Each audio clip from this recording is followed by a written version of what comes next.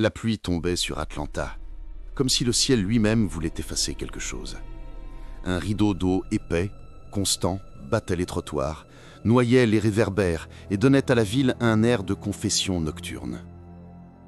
C'est dans cette ambiance lourde, entre la vapeur des rues et les éclairs lointains, que je vais vous raconter l'une des affaires les plus étranges de ma carrière. Une affaire que j'aurais préféré oublier, mais qui me hante encore, même aujourd'hui. Je m'appelle Adam.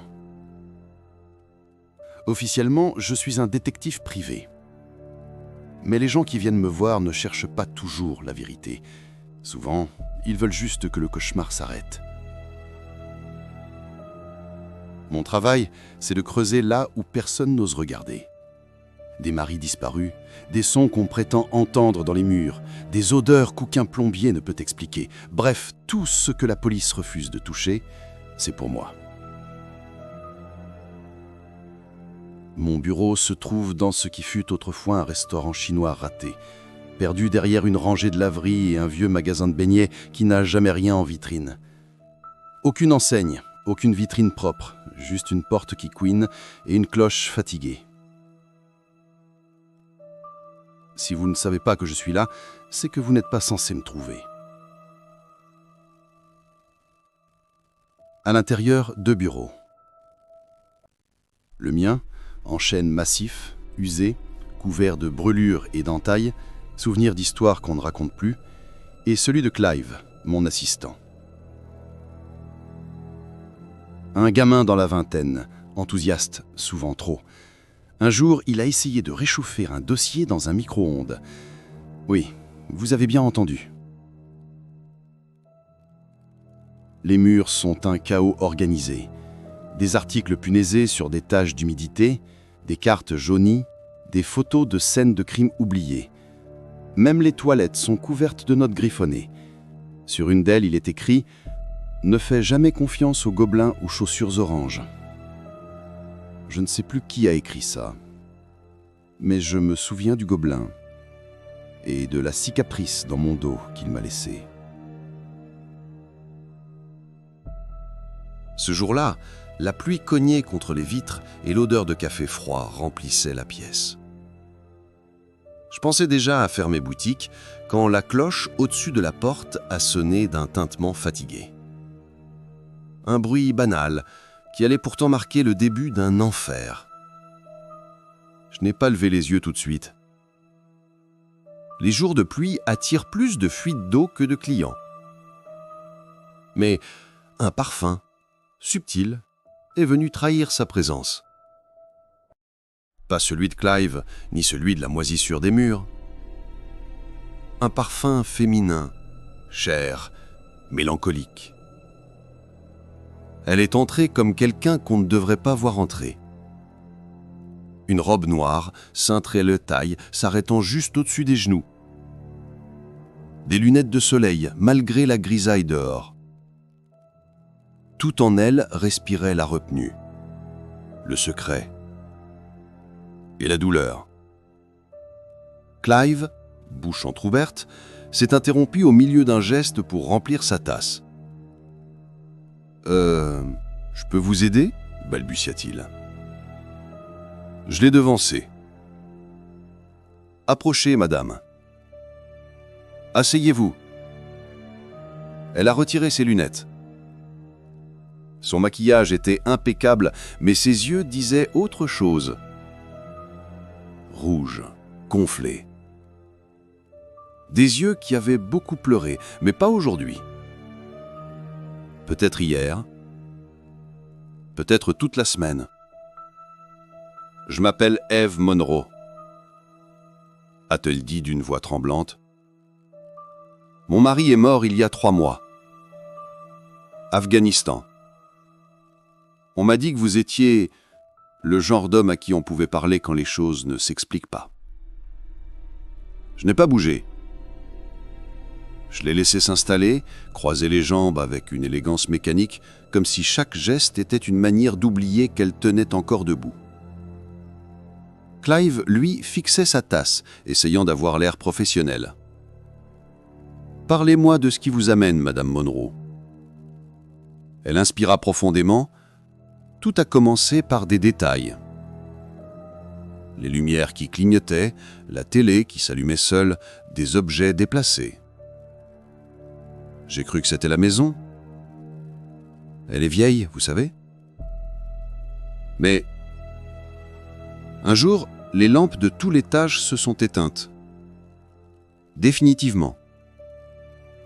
J'ai payé les factures, fait venir un électricien, mais il n'a rien trouvé. C'est comme si quelqu'un avait tué la lumière. Clive releva la tête. C'est bizarre ça. Elle ne l'écoutait plus. Elle fouilla dans son sac et posa sur mon bureau un tas de photos imprimées. Des clichés ternes, mais pas truqués.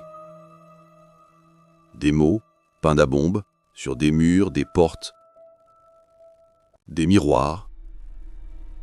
Des mots qui semblaient hurler silencieusement. Sors d'ici. Non. Laisse. Le papier tremblait dans ses mains.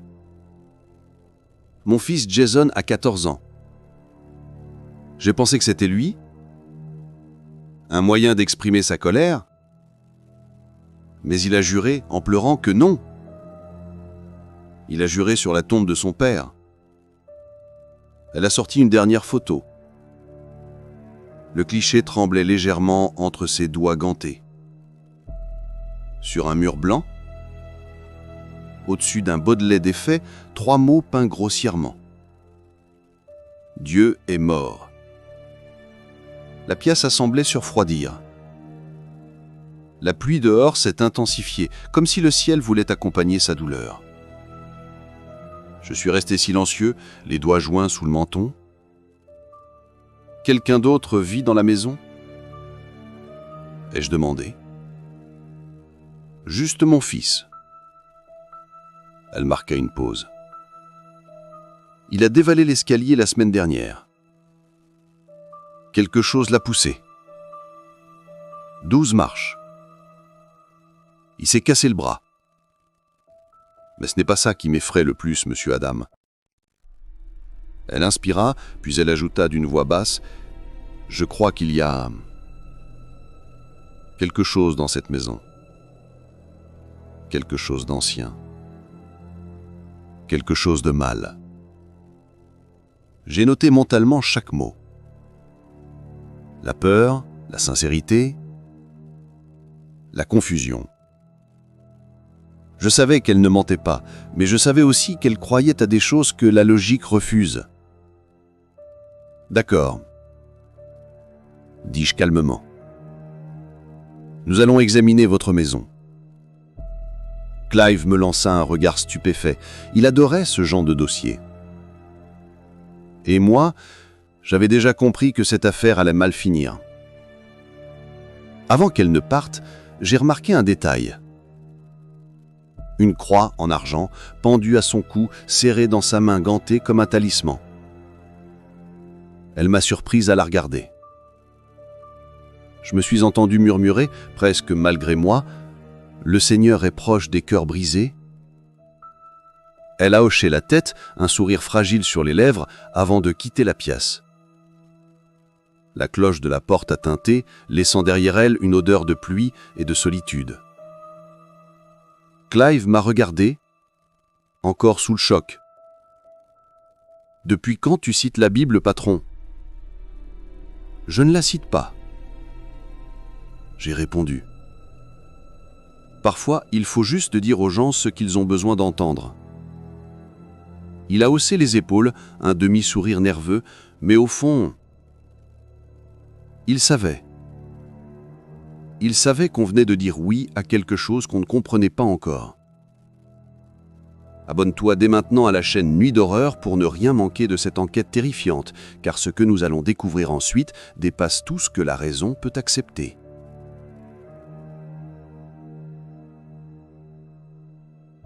Le lendemain matin, Atlanta s'était réveillée sous un ciel gris, mais moi, je ne dormais plus depuis longtemps. Quand une histoire me trotte dans la tête, elle ne me lâche plus tant que je n'ai pas trouvé où se cache le monstre, réel ou imaginaire. Clive, lui, débordait d'énergie.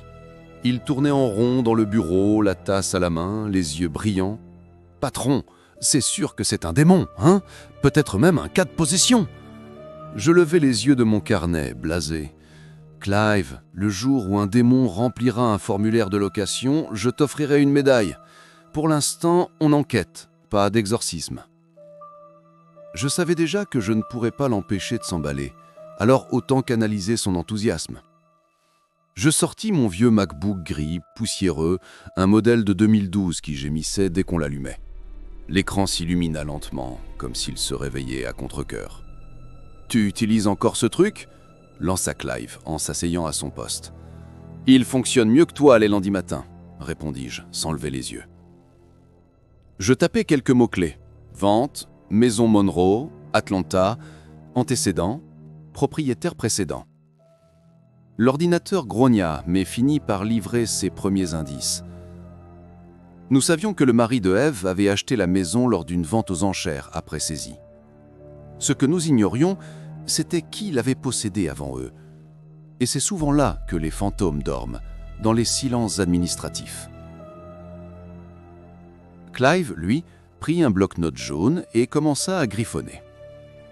Je lui dis « Note tout, nom, date, anomalie, même ce qui te semble inutile. » Il hocha la tête et se lança dans une plongée numérique effrénée.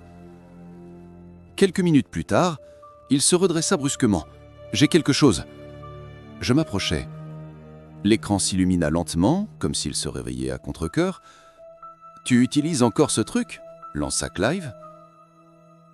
L'écran affichait un vieux site d'enchères immobilières, encore en ligne par miracle. L'ancien propriétaire s'appelait Diana Mercer, un nom qui ne me disait rien. Mais Clive, lui, avait déjà senti l'odeur du mystère. Il fouilla plus loin, explorant des blogs abandonnés, des archives de journaux locaux numérisés à la va-vite. Les pages s'ouvraient lentement, jaunies par le temps, pleines de fautes de frappe et de rumeurs. Et là, tout s'est éclairé. Les habitants du quartier l'appelaient « la maison de la sorcière ».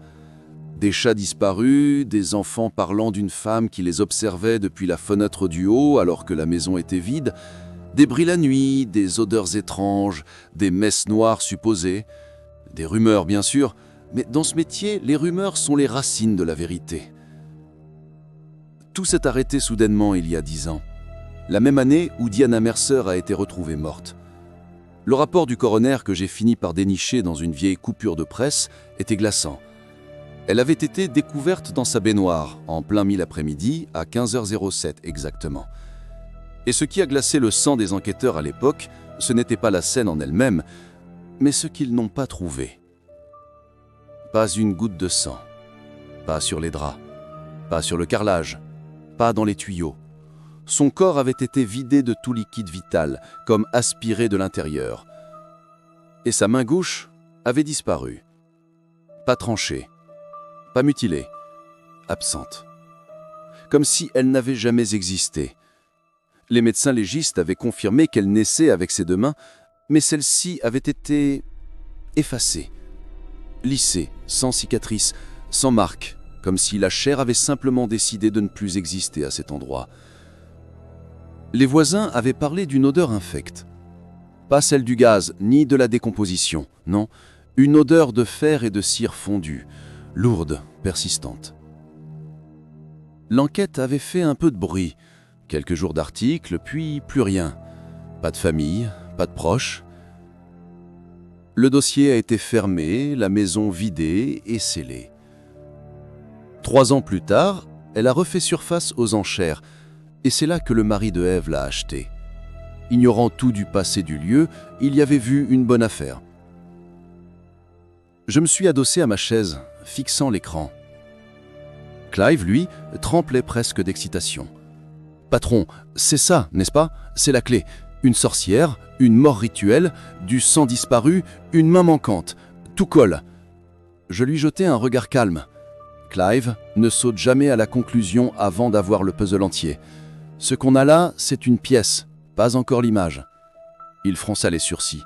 Mais si c'est un démon? Si c'en est un, on appellera le Vatican. En attendant, on va voir ce que les vivants ont laissé derrière eux. L'après-midi même, nous avons pris la route.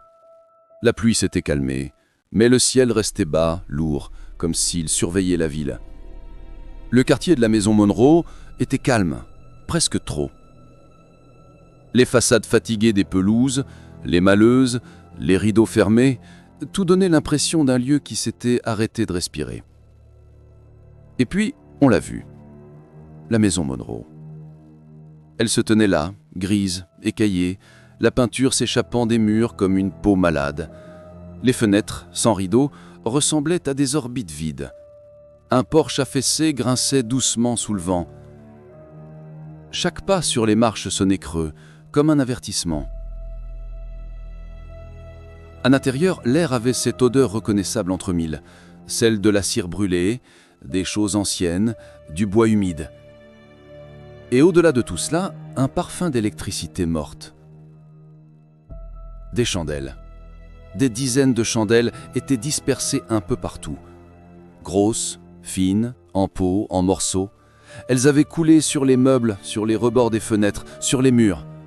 Des longues tarles de cire figées dans le temps. Clive souffla, impressionné. « Waouh, on dirait que quelqu'un vivait ici à la lumière des cierges. » Je hochai la tête. « Les lampes de l'étage sont coupées depuis des semaines, » elle l'a dit. « Ils ont dû s'habituer à la pénombre. » Nous avons avancé jusqu'au salon. Le parquet craquait à chaque pas. Et c'est là, dans un silence épais, que Clive a remarqué le détail. Une vieille horloge grand-père, arrêtée. Les aiguilles bloquées à une seule heure. 15h07. Je me suis approché lentement. Le mécanisme semblait intact, pourtant rien ne bougeait. Clive s'est précipité vers la cuisine. Une autre horloge murale poussiéreuse, bloquée. 15h07. Patron, toutes les horloges de la maison sont arrêtées à la même heure. Je levai les yeux. L'heure de la mort de Diana Mercer. Et pour la première fois depuis longtemps, un frisson a remonté ma colonne vertébrale. Si tu aimes ce genre d'enquête surnaturelle, abonne-toi maintenant à Nuit d'horreur, car ce que nous allons découvrir dans la prochaine partie va faire basculer la frontière entre les morts et les vivants. La maison Monroe semblait retenir son souffle. Chaque pas que nous faisions faisait grincer les planches, comme si le lieu protestait contre notre intrusion. Les murs, transpirants de cire et de poussière, semblaient épier nos moindres mouvements. L'air lui-même semblait plus lourd au fur et à mesure que nous avancions. Clive marchait devant moi, sa lampe torche tremblante à la main. La lumière oscillait, accrochant les meubles abandonnés, les cadres vides, les empreintes d'un quotidien interrompu. Le salon donnait sur une salle à manger déserte. Une table, quelques chaises renversées, un verre encore posé et à moitié plein, comme si quelqu'un s'était levé soudainement et n'était jamais revenu. Je posai ma main sur la table. Une fine pellicule de poussière s'y était déposée, sauf à un endroit, une empreinte circulaire, récente. Quelqu'un ou quelque chose s'était assis ici récemment. Je suivis la trace du regard et mon attention se porta sur les murs. À première vue, ils étaient vides, mais à y regarder de plus près, on distinguait des marques sombres, presque effacées, des inscriptions tracées à la bougie ou à la suie, recouvertes de puits, des symboles, des cercles, des croix, des sigles que je n'avais pas vus depuis mes débuts dans la section des crimes occultes de Chicago. Je me tournai vers Clive. « Ne touche à rien !» Il acquiesça, sans lâcher sa lampe. Nous avons traversé le couloir. L'escalier menant à l'étage grinçait sous nos pas, sa rampe tordue par le temps. À mesure que nous montions, la température chutait. L'air s'épaississait, saturé de cette odeur de cire froide et de métal rouillé. Chaque marche semblait plus lourde que la précédente, et quand nous atteignîmes le palier, un silence absolu s'installa. Pas un craquement, pas un souffle, comme si la maison, là-haut, avait décidé d'arrêter de vivre. Les portes des chambres étaient ouvertes, sauf une, celle du fond. Une poignée ternie, un battant plus sombre que les autres. Je m'approchai lentement et poussai la porte. Elle grinça faiblement, découvrant une pièce figée dans un cauchemar. Un lit défait, un miroir fêlé et surtout, ces mots, peints à la bombe, en lettres noires, épaisses, qui semblaient saigner sur le mur. Dieu est mort. Les lettres coulaient comme du goudron. L'encre avait pénétré le plâtre, formant des nervures qui s'étendaient vers le plafond comme des veines. Clive s'approcha, sortant une photo de sa poche. La même image que Yves Monroe nous avait donnée. Le mur correspondait parfaitement à la photo, même la goutte de peinture figée sur le dé. « C'est exactement la même », murmura-t-il. Sa voix tremblait légèrement. Il tenta de plaisanter. « C'est une citation, non ? D'un philosophe. » « Nietzsche, » répondis-je sans hésiter. « Mais ici, c'est une menace, pas une idée. » Je m'avançai plus loin dans la chambre. Le lit avait été déplacé, l'hydra traînait au sol. Un tiroir de commode était ouvert, rempli de vêtements éparpillés. Et puis, je remarquai un détail que beaucoup auraient ignoré. Les traces au sol. De longues marques, légères mais visibles, striaient le parquet en arcs irréguliers, comme si un meuble lourd avait été traîné d'un mur à l'autre. Je suivis ces traces jusqu'à la tête du lit. Là, le mur semblait respirer. Une fissure verticale courait du sol au plafond, presque invisible à première vue, mais à mesure que ma lampe glissait dessus, la ligne se révélait plus nette. Ce n'était pas une fissure naturelle. C'était une porte murée. « Clive, aide-moi à bouger cette commode. » Il s'exécuta sans discuter. Le meuble grinça, pesant, comme s'il refusait d'être déplacé. Quand enfin nous l'avions poussé, un morceau de papier peint s'arracha, révélant un bois différent, plus ancien, plus sombre, et surtout un petit loquet rouillé. Clive souffla. « Une porte secrète, sérieusement ? Tu voulais du surnaturel, non ?» Je tirai doucement du loquet. Le battant s'ouvrit avec un craquement sec, et tout de suite, une bouffée d'air froid nous frappa au visage. L'odeur était écœurante. Un mélange de cire brûlée, de poussière et de sang séqué. La pièce derrière était minuscule, à peine plus grande qu'un placard, mais elle dégageait quelque chose d'inexplicable. Une présence. Sur le sol, des cercles de cire fondue, noircis par le feu, des symboles gravés dans le bois, à moitié effacés, et au centre, une large tache brunâtre, irrégulière, une forme humaine, allongée, bras ouverts. Clive, blême, murmura. « C'est un hôtel. » Josh alla doucement. « Non, c'est un lieu de pacte. » Il pointa sa main sur le mur du fond. Des photos, collées à la hâte, en cercle autour d'un dessin, des visages flous, des silhouettes, des pages tirées de livres occultes. Et au milieu, une femme, souriante, heureuse. Diana Mercer. Je sentis ma gorge se traîner. 10 ans après sa mort, elle semblait encore vivante dans cette pièce. Je laissai Clive photographier les lieux pendant que j'inspectais le sol. Sous la couche de cire et de poussière, un courant d'air froid filtrait à travers les planches. Un souffle venant d'en dessous. Je me penchai, posant ma main contre les lattes. Une brise froide s'en échappait, régulière, comme si la maison respirait. Je suivis le courant jusqu'à l'escalier. Il descendait en une spirale grinçante jusqu'à la porte arrière du rez-de-chaussée. Dehors, sous le porche, quelque chose attira mon attention. Un vieux panneau de bois, à moitié dissimulé sous des herbes sèches. Une trappe. Je me baissai et tirai dessus. Elle s'ouvrit en grinçant, révélant une ouverture vers le vide. Une odeur de terre, de moisie et de métal monta aussitôt. Je braquai ma lampe à l'intérieur et je vis quelque chose. Un éclat pâle au fond. Une forme qui ne devait pas être là. Je me tournai vers Clive. « Prends ton appareil, on va descendre. » Cette maison n'était pas seulement hantée par le souvenir d'une femme morte. Elle gardait quelque chose d'ancien, quelque chose de vivant, et au fond de moi, je le savais déjà, ce que nous allions trouver sous cette maison allait changer tout ce que je croyais savoir sur les morts.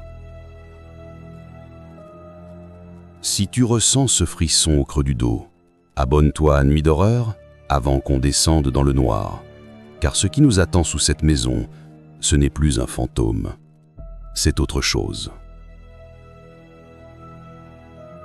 La trappe s'ouvrit sur un souffle humide venu des entrailles de la maison. Un courant d'air lourd, saturé de terre froide et de choses oubliées. Je passai la lampe à travers l'ouverture. Le faisceau s'enfonçait dans un vide étroit où la poussière dansait comme des cendres en suspension.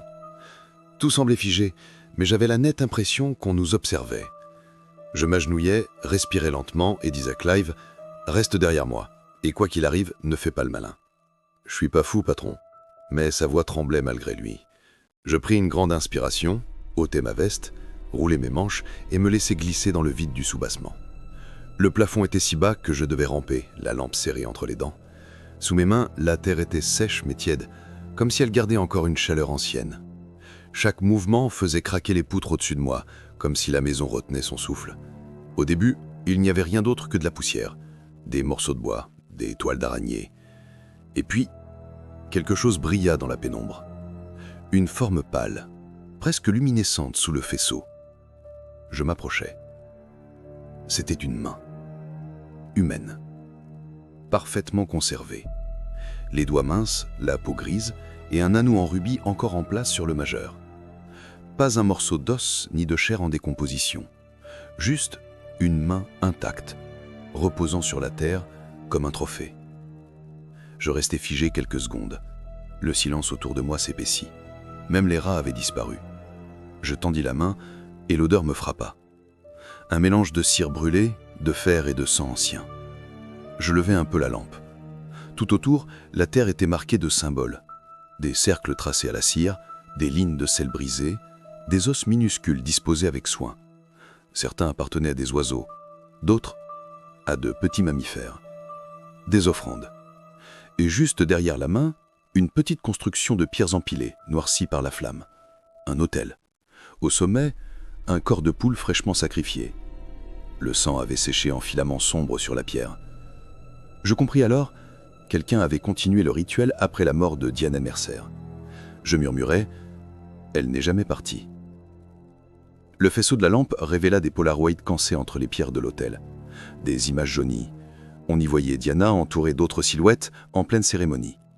Des bougies, des livres ouverts, des visages déformés par l'ombre. Et au centre, elle souriait. Pas un sourire heureux, un sourire de triomphe. Je sentis ma nuque s'éradir. La vérité m'apparut avec une clarté implacable.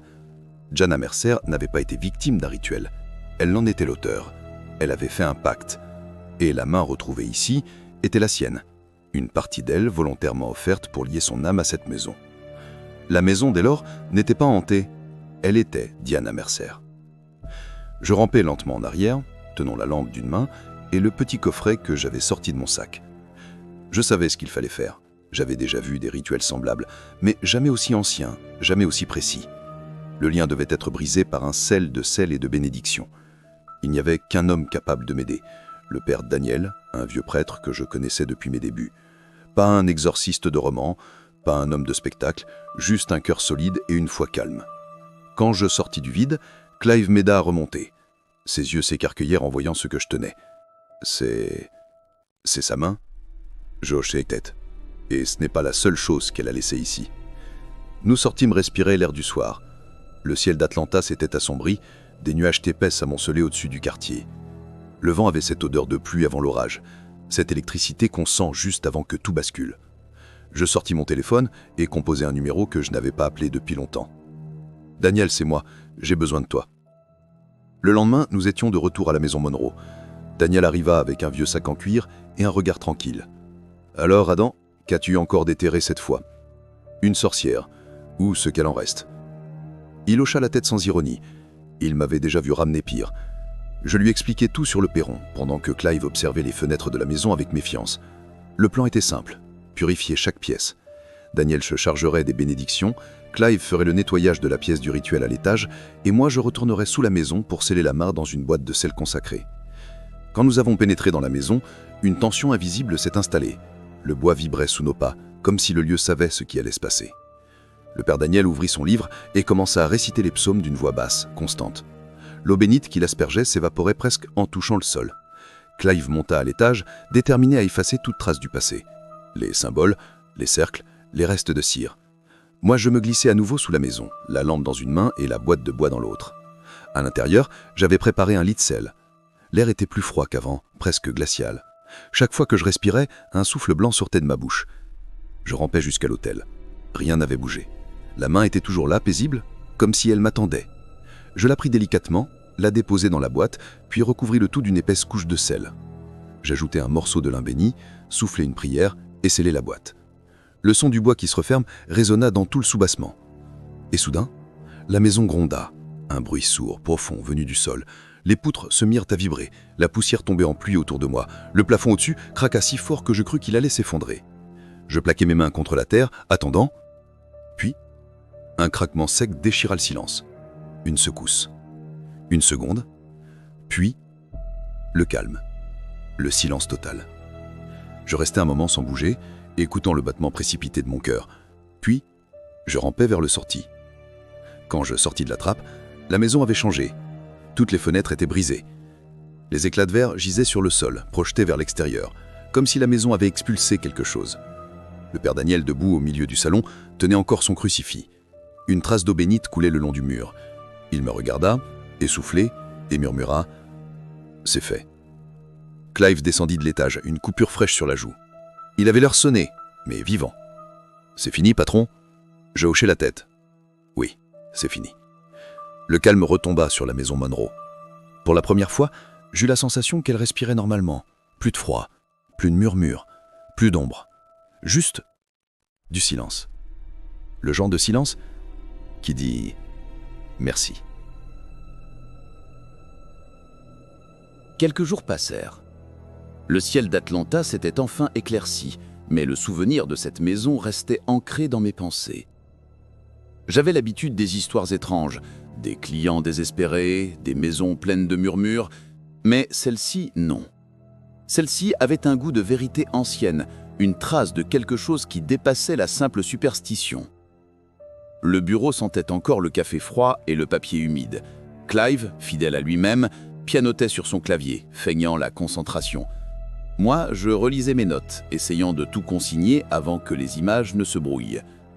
Les cercles de cire, la main, les polaroïdes, la maison qui respirait, chaque détail me hantait. La cloche de la porte tinta, un bruit familier presque rassurant. Quand je levai les yeux, elle était là, Eve Monroe. Toujours en noir comme la première fois, mais différente. Plus droite, plus légère, comme si le poids invisible qu'elle portait depuis des semaines s'était enfin levé. Ses yeux, autrefois noyés de larmes, étaient calmes, clairs, lucides. Elle entra sans hésiter, referma la porte derrière elle et s'assit face à moi. « Comment allez-vous, Madame Monroe ?»« Mieux, » répondit-elle avec un petit sourire. « La maison est silencieuse, pour la première fois depuis longtemps. » J'ai hoché la tête, soulagé, mais prudent. Elle joignit les mains sur ses genoux. Jason dort à nouveau dans sa chambre. Il n'a plus fait de cauchemar. Même ma mère a remarqué que je respire différemment. Un silence tomba, doux, presque fragile. Elle ajouta à voix basse, « Vous nous avez sauvés. » Je secouai la tête. « Non, madame, j'ai seulement fermé une porte. C'est vous qui avez survécu. » Elle semblait réfléchir à ces mots, puis sortit une enveloppe de son sac. Une épaisse enveloppe, pleine de billets. « C'est votre dû, vous l'avez bien mérité. » Je la pris sans l'ouvrir, la glissant dans le tiroir du bureau. Vous savez, dans mon métier, l'argent n'est pas ce qui me tient éveillé la nuit. Elle sourit, mais dans son regard, je vis passer une ombre, un fragment de peur qu'elle ne comprenait encore. Je m'apprêtais à lui dire au revoir quand Clive descendit les escaliers. Toujours aussi maladroit, il se racla la gorge. « Madame Monroe, je voulais vous dire que votre histoire, elle était vraiment spéciale. » Elle lui rendit un sourire poli, puis s'en alla, sa silhouette se fondant dans la lumière du dehors. La cloche de la porte tinta une dernière fois. Le silence retomba. Clive s'adossa au mur, pensif. « Patron, tu te souviens de ce que t'as trouvé sous la maison ?» J'ai hoché la tête. Il hésita. « Le poulet, le sang était encore frais, non ?»« Oui. »« Alors, Diana Mercer est morte depuis 10 ans. Qui a fait ça ?» Je le regardai sans répondre. Il comprit immédiatement. Quelqu'un, quelque part, avait entretenu le rituel. Quelqu'un avait continué à nourrir le lien, à raviver l'autel. Nous avions coupé la chaîne, mais il restait une main derrière tout ça.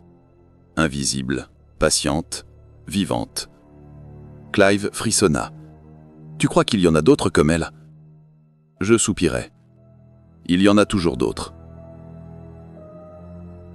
Je restai un moment silencieux, le regard perdu sur la fenêtre.